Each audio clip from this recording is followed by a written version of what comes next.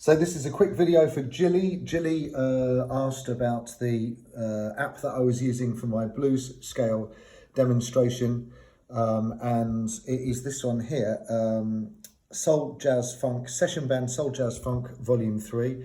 If I touch on that and if I go up to here, and I'm going to select 70s Funk and go Create New, and then it'll say yes. So I'll just touch that and then go down into here, and can you see this E flat? I'm going to put that to C just for temporarily, and there's my chord, and I'm going to use these up and downy pointers to change that to D. So I'll just hit that twice to make it D, and then I'm going to touch here and see that cross in the corner.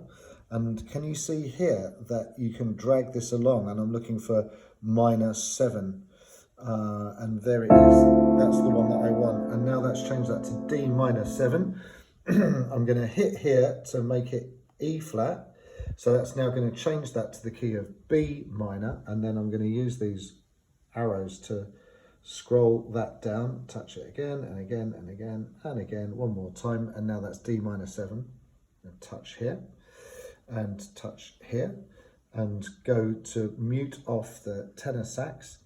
And I think I mute off the second clav as well for some reason. I don't know why I do that, but I do. Touch that, and then I'm going to check my work.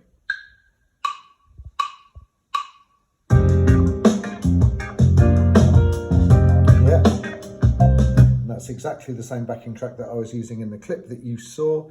And then I'll go into here and I press save, and I go type Lyndon and the track title D minor for Jilly, and hit save, and that will put that into this file here. If I go here and go open, and look, there's all my stuff that I work on myself, 251s, chromatic majors and chromatic minors, and so on and so forth. So I hope that helps, and yeah, if you've got any other questions, just let me know.